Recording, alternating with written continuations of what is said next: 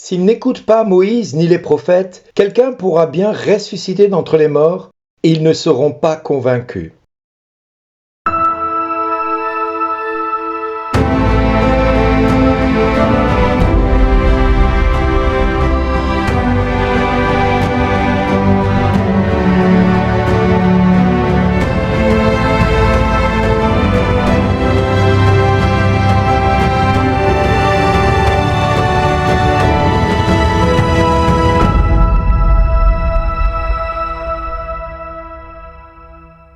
Aujourd'hui, le message vous est adressé par Bernard Dille.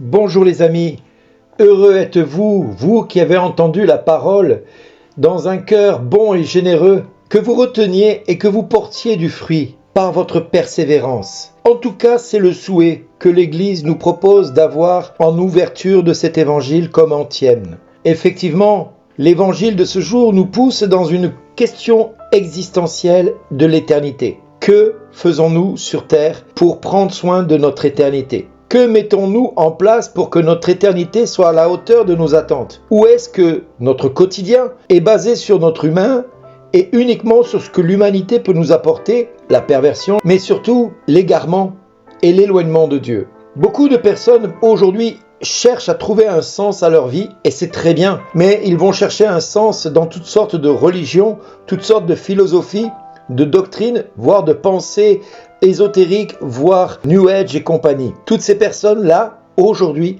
se sont librement, de manière consciente ou inconsciente, compromises dans une pensée qui n'est pas celle de Dieu, qui n'est pas la pensée de Dieu pour chacun de nous. Ils se sont compromis dans un égarement total, espérant que l'humanité, dans toute sa splendeur, pourra leur apporter des réponses auxquelles ils aspirent depuis longtemps. Certains ont mis leur foi dans le pouvoir qu'ils ont obtenu depuis des décennies. Certains ont mis leur foi également dans beaucoup de domaines de leur quotidien à travers la famille ou la fortune qu'ils ont pu amasser. D'autres vont mettre leur pouvoir également dans des décisions politiques ou des partis politiques en vue de croire en l'éternité comme étant subsidiaire, voire accessoire. Et le problème, il est là. C'est que quand on fait passer notre éternité de manière accessoire, nous passons à côté de l'appel que Dieu a pour chacun de nous. Notre éternité se décide aujourd'hui ici-bas sur terre. J'aime à dire quand nous prions pour les personnes avec Claire que notre éternité se construit à chacune de nos décisions que nous portons. Notre décision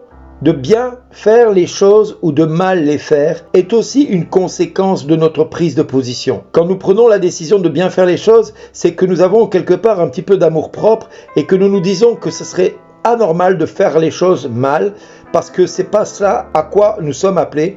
Nous veillons à grandir et à faire les choses de notre mieux. Et à côté de ça, il y a tous ceux qui essayent de faire les choses et qui n'y arrivent pas parce qu'ils sont accablés de problèmes, de combats, d'adversité qui les assaillent en permanence. Et nous-mêmes, en tant que chrétiens, nous sommes confrontés à la souffrance des gens et nous pouvons nous dire, mais est-ce qu'il y a quelque chose de vrai dans ce qu'il dit, dans ce qu'elle dit ?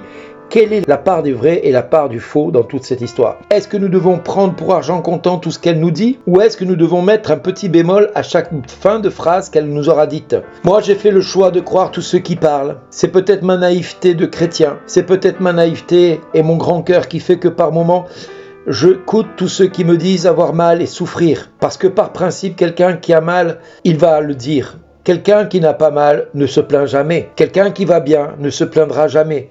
Quelqu'un qui ne manque de rien ne se plaindra jamais. Il va vivre sa vie, il va même pas s'occuper de ceux qui sont à côté. Tandis que quelqu'un qui souffre est quelqu'un qui va s'intéresser pour la souffrance des autres, mais également qui va lui-même émettre les souffrances qu'il endure. Alors, si on reprend l'évangile de ce jour, il nous est proposé deux personnages. Un homme riche, dont on ne cite pas le nom, et un pauvre nommé Lazare. Le riche, lui, va vivre sa vie, il va ne manquer de rien, il va vivre dans l'opulence du bien, l'opulence du plaisir, l'opulence de tout ce qu'il a peut acquérir avec son argent. Et le pauvre, lui, va vivre avec ses ulcères, il va vivre avec ses maladies, avec ses traumatismes, et il va vivre jour après jour en essayant de survivre à chaque épreuve qu'il va endurer. Et à chacune de ces épreuves, il va peut-être crier vers Dieu en disant « Mais Seigneur, combien de temps vais-je vivre cela ? Combien de temps vais-je supporter cette souffrance ?» Et beaucoup de personnes qui viennent à moi me disent la même chose « Mais ça va durer combien de temps, Bernard ?»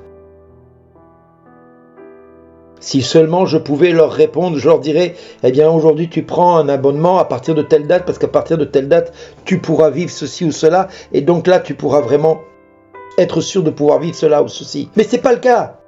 Lazare, lui, va vivre sa vie, le riche aussi, les deux vont mourir, mais les deux vont vivre deux destins différents. Le riche va aller en enfer, et Lazare va aller auprès d'Abraham. Il va être béni, il va être comblé parce que tout au long de sa vie, il aura souffert et il va être comblé dans son éternité. Le riche qui a été comblé pendant sa vie humaine, lui, ne va faire que l'expérience du manque et de la souffrance. Il va même demander à Abraham de bien vouloir faire en sorte que Lazare trempe le doigt dans de l'eau pour pouvoir lui désaltérer un petit peu sa bouche, ou voire même qu'il aille voir ses frères afin qu'ils puissent se convertir et puissent changer d'attitude, et que leur richesse ne soit pas un obstacle pour qu'ils viennent et pour qu'ils évitent de venir en enfer avec lui.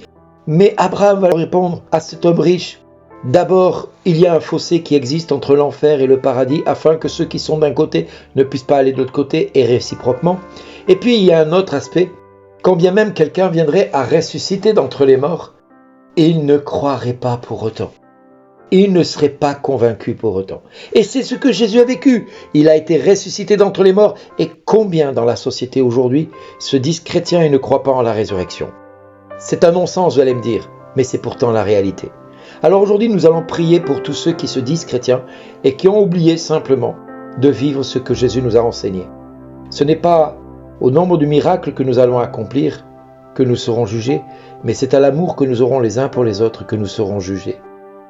Car j'aurais beau ressusciter les morts, purifier les lépreux, guérir les malades, chasser les démons, si je n'ai pas l'amour, je ne suis rien. Merci d'exister.